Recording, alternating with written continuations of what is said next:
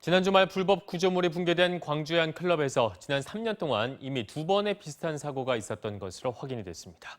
그럼에도 업주는 추가 불법 증축을 감행을 했고 결국 인명사고로까지 이어진 겁니다. 우종훈 기자입니다. 구조물 붕괴 사고가 일어난 이 클럽은 지난 2015년과 2017년 두 차례에 걸쳐 복층 불법 증축이 이루어졌습니다. 불법 증축된 곳에서 지난해와 올해 두 차례 사고가 있었습니다. 그런데 첫 번째 증축이 이루어지고 난 2016년 10월에도 사고가 있었던 것으로 확인됐습니다.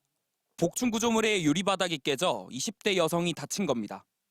이 여성은 옆에 있던 사람들의 도움으로 추락은 피했지만 발목 피부가 찢겨 5바늘을 꿰맸습니다.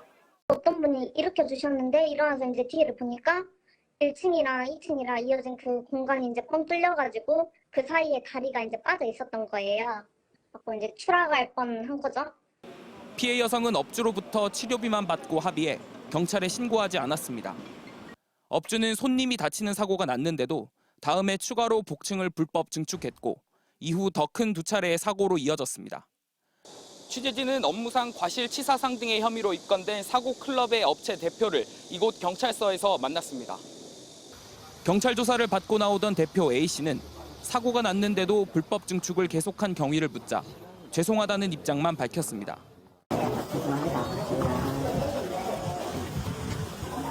한편 경찰은 불법 증축이 이루어지던 시기에 이 건물을 소유했던 B씨와 이 클럽의 전 대표였던 C씨를 추가로 입건해 이번 사건으로 입건된 사람은 8명으로 늘었습니다. 경찰은 또 일반 음식점에 춤을 허용하는 조례를 대표 발의한 전직 구의원과 구청 관계자 7명을 조사하는 등 특혜 의혹에 대한 수사에도 속도를 내고 있습니다. MBC 뉴스 우종훈입니다.